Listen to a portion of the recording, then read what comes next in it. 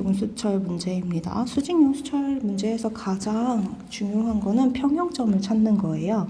그래서 평형점을 찾아보면 평형점은 항상 수직으로 놓여진 용수철에 처음 물체를 올려놓거나 매달아 놨을 때 변형된 그 지점. 그래서 변형된 차로 정지해 있는 이 지점이 바로 평형점이 된다라는 얘기를 했었어요. 그래서 지금 이 문제 같은 경우에는 이 지점이 평형점이 되는 겁니다. 평형점이란 함은 지금 다처럼 이 물체를 올려놔서 정지해 놨을 때 추가로 ED만큼 변형을 시키면 ED에 의해서 다시 위쪽으로 ED만큼 이 사이를 왔다 갔다 하게 될 때의 중심 지점이 되는 거죠. 그래서 이 용수철은 아래쪽으로 ED, 평형점을 기준해서 아래쪽으로 ED, 위쪽으로 ED만큼의 사이를 계속 진동하게 될 겁니다. 평형점의 두 번째 특징은 바로 이 지점에서 속력이 최대가 된다라는 거죠. 이거 증명은 지난 시간에 해드렸어요. 그런데 증명을 기억할 필요는 없고 결국 평형점이 이 지점이다라는 것만 찾을 수 있으면 되는 겁니다. 왜냐하면 평형점이라 함은 지금 물체를 올려놨을 때 용수철의 탄성력과 물체에 가해지는 중력의 크기가 균형을 이룰 때인 거잖아요. 그래서 물체에 가해지는 힘의 크기를 mg라고 하고 용수철이 이 물체에 가해지는 중력 때문에 압축이 됐어요. d만큼. 그래서 복원력이 kd만큼 작용을 하게 될 겁니다. 이 둘의 크기가 같기 때문에 나 상황에서 정지해 있을 수 있게 되는 거죠. 그러면 첫 번째 기억을 어떻게 해결을 해줄 수가 있냐면 결국 mg랑 누구랑 크기가 같은 거냐면 kd의 크기가 같은 겁니다. 네, 기억에서 물어보는 건 용수철 상수인 k 값이에요. 그래서 k는 꼴로 바꿔주면 d분의 mg라고 하는 값이 나오게 되는 거죠. 기억은 맞는 말. 그 다음에 평형점을 기준으로 해서 속력이 최대가 되고 얘가 올라가면서 속력이 점점 느려질 거고 또 평형점에서 돌아온 다음에 점점 속력이 증가하다 평형점을 지나는 순간부터 또 속력이 점점 감소하는 이러한 형태가 될 건데 문제에서 뭐를 물어봤냐면 X의 크기를 물어봤어요. 그래서 A와 B라고 하는 동일한 용수철이 이렇게 매달려 있는데 이 두 용수철이 매달려 있을 때 그 사이 간격이 X를 구하라고 합니다. 근데 지금 가나 다라 모두 다 뭐만 작용하는 순간이냐면 중력이랑 탄성력만 작용을 하고 있는 상황이에요. 중력이나 탄성력 같은 보존력만 작용을 할 때는 무슨 에너지가 보존돼야 돼요? 역학적 에너지가 항상 일정하게 보존이 돼야 된다. 그래서 얘를 문제에 활용을 해줄 거예요.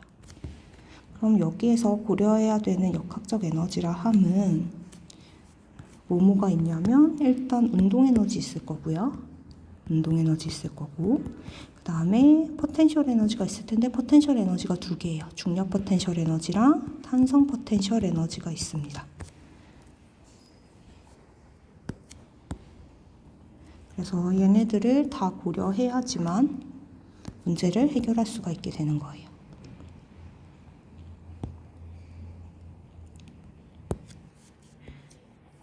자, 그러면 우리 일단 중력 포텐셜 에너지 기준점을 잡아줘야 되는데 얘가 추가로 이 용수철을 눌러서 ED만큼 압축을 시켰을 때 운동을 시작해서 위로 쭉 올라가다가 용수철 B까지 2분의 1 D만큼 압축을 시키게 됩니다. 그럼 우리는 뭘 해줄 수가 있냐면 얘가 운동하는 동안 중력과 탄성력만 작용을 하니까 다 케이스랑 락 케이스랑 역학적 에너지의 총합이 일정해야 돼요. 그래서 얘네들의 역학적 에너지 합이 일정하다라는 걸 위해서 중력 포텐셜 에너지 기준점을 잡아줄 건데 그 기준점이 꼭 지면일 필요는 없습니다. 중력 포텐셜 에너지는 어차피 높이에 비례하기 때문에 지점을 어디 기준으로 삼아도 상관이 없어요. 높이 차이에 의해서 중력 포텐셜 에너지의 크기 차이가 나타나는 거니까. 그래서 이 지점을 중력 포텐셜 에너지의 기준점으로 잡아줄 겁니다.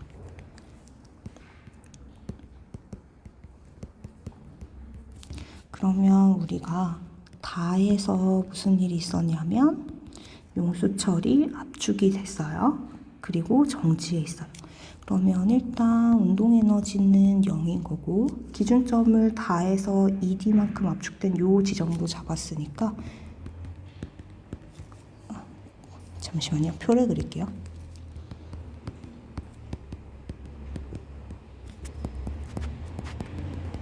운동 에너지는 0이고 중력 포텐셜 에너지도 0입니다.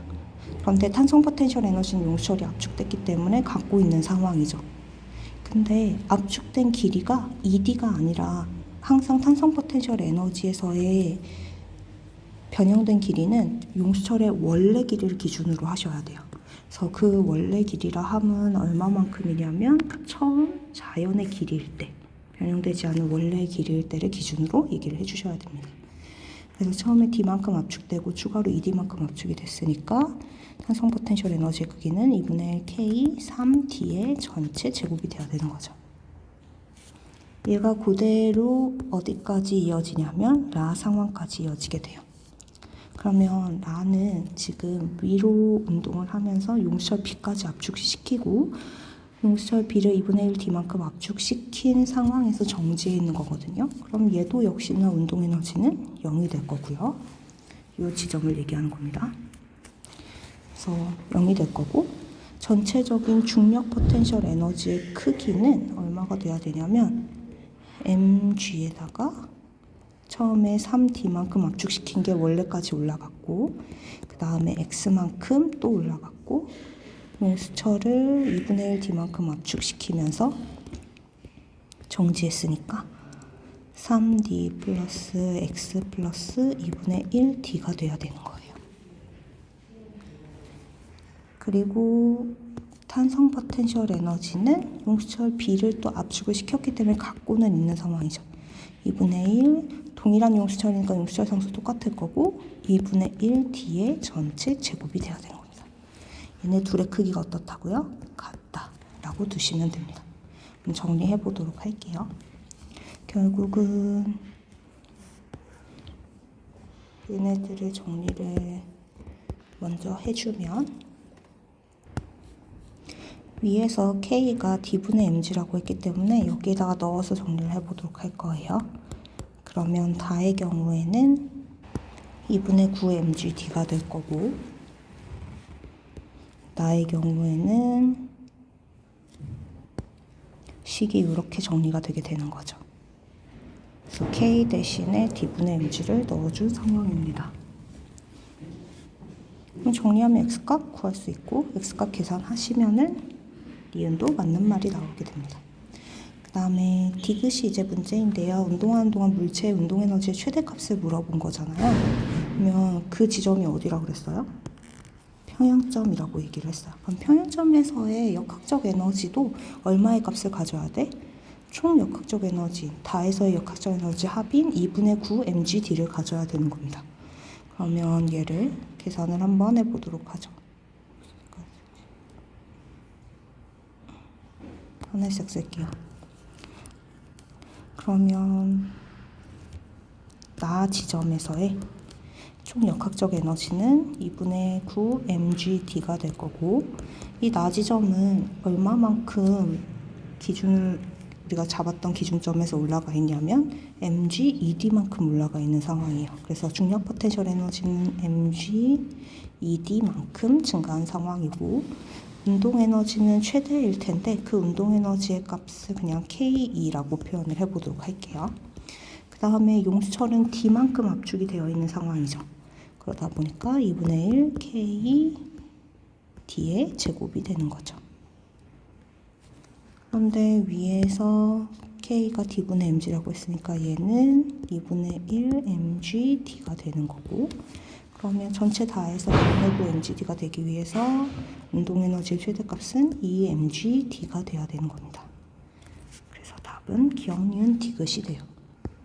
자, 11번과 12번은 그냥 역학적 에너지 보존을 이용하는 문제들이거든요. 문제 상황은 복잡하지만 어려울 건 크게 없습니다. 일단 처음에 무슨 상황이냐면 A랑 B를 용수철로 압축시켜 놨다가 이 압축시킨 걸 풀어요. 그러면 A랑 B는 양쪽으로 동일한 힘을 받게 될 거예요. 그래서 운동량이 변하게 될 텐데 어차피 A랑 B는 용수철로부터 동일한 힘을 동일한 시간 동안 받기 때문에 운동량의 변화량이 같아야 됩니다. 처음 운동량이 0이었으니까 나중 운동량도 0이 되려면 만약에 B의 속도를 V라고 했을 때 A의 속도는 2V가 되어야 되는 거죠. 가정을 하고 시작을 하는 거예요. 그러면 우리가 이걸 알고 있는 상황에서 B만 먼저 보도록 할게요. 두 번째로. 그러면 B 같은 경우에는 2분의 1 곱하기 2m 곱하기 v제곱이라고 하는 운동 에너지가 높이 h만큼의 언덕을 올라가서 정지했기 때문에 2m g h만큼을 갖는 포텐셜 에너지로 전환이 된 상황입니다. 그래서 우리가 여기에서 v제곱이 뭐라는 걸 알 수가 있냐면 2GH라는 값을 갖는다라는 걸 하나 정리를 할 수가 있어요. 그 후에 A를 한번 보도록 할 거예요. A 같은 경우에는 EV의 속도로 출발을 해서 마찰면을 통과를 하며 역학적 에너지가 소실이 되게 됩니다.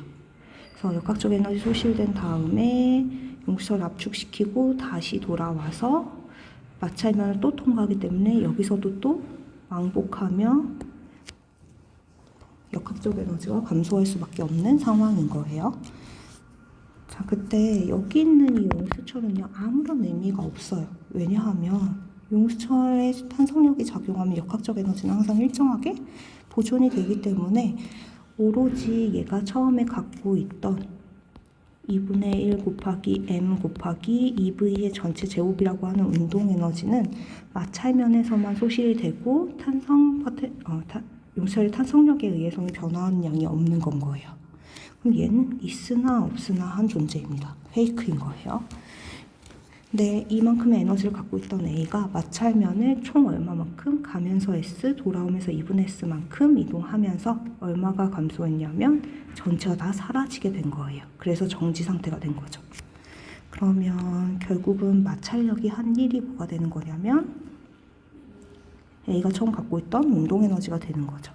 그래서 마찰력을 스몰 f라고 표현을 해주면 마찰력이 한 일은 2분의 3S가 되는 거죠. 차근차근 하자면 원래 A가 갖고 있던 운동 에너지가 마찰로 소실이 됐고, 마찰로 소실이 됐다는 건 마찰력이 한 일이랑 크기가 같다라는 뜻이 되는 겁니다. 근데 이 마찰력을 F라고 표현을 해주면 F에 의해서 이동거리가 S, 2분의 S만큼 두 번 발생을 했으니까 이렇게 표현을 해줄 수가 있죠. 그럼 정리해 보도록 합시다.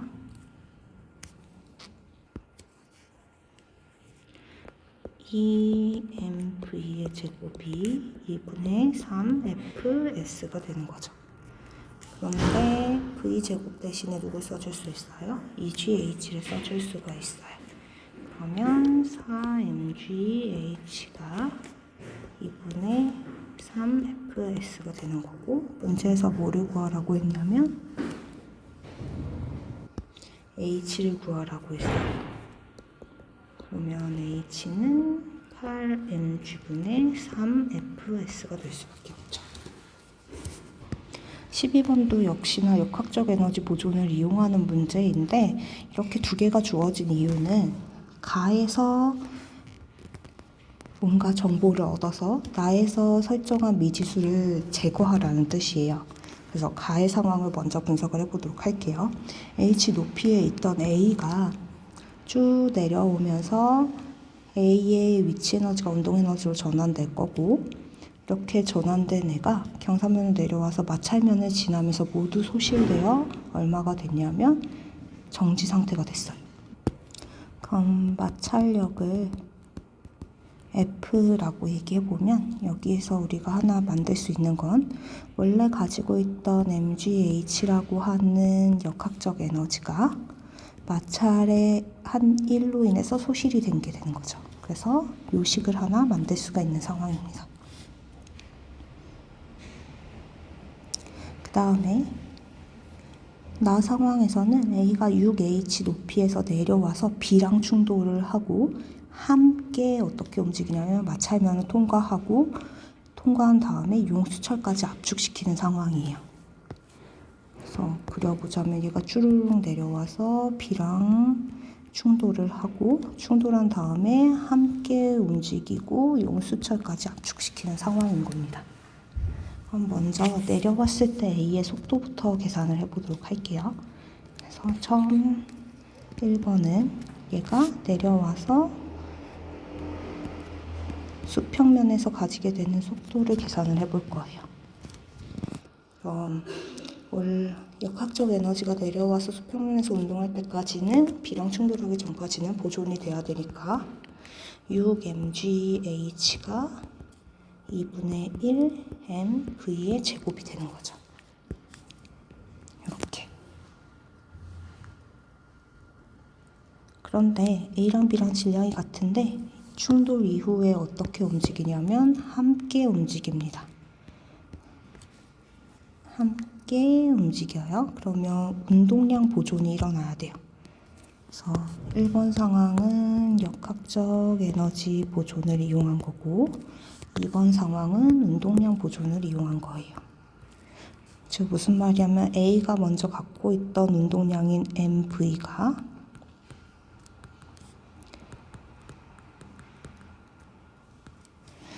나중 A와 B의 운동량 합이랑 같아야 되는 거예요.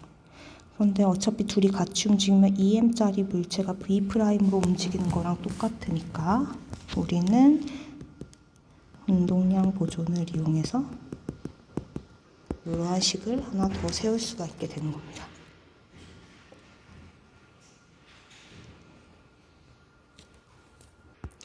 그때 A와 B가 가지고 있던 이 운동 에너지가 뭐에 의해서 소실이 되냐면 마찰에 의해서 소실이 돼요.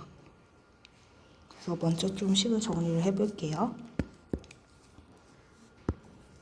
그러면 V'은 2분의 1 V가 될 거고 이 지점에서의 운동 에너지는 2분의 1 곱하기 2m, A와 B가 함께 움직이니까 그리고 2분의 1 V의 전체 제곱이 이 지점에서의 운동 에너지가 됩니다.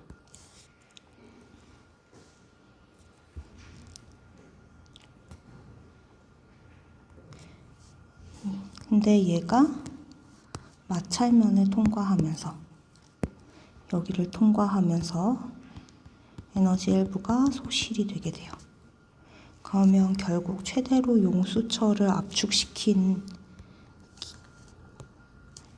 후에 갖는 역학적 에너지의 크기는 얼마가 되는 거냐면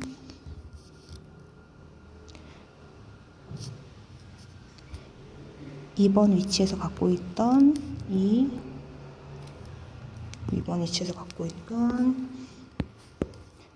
운동 에너지에서 마찰력인 FS를 빼준 값이 되는 거죠. 그런데 그냥 FS를 빼면 안 되는 이유가 뭐냐면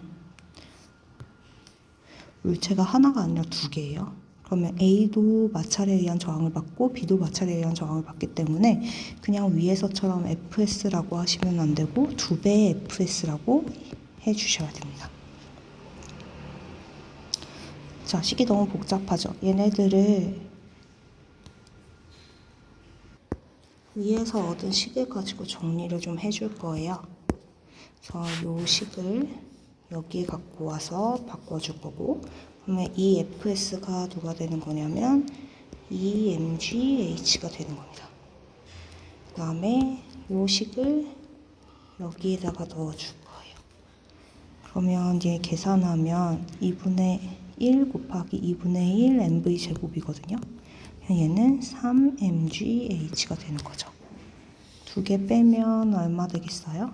mgH. 그래서 용수철에 최대로 저장되는 탄성력에 의한 포텐셜 에너지는 mgH의 값을 갖게 되는 겁니다.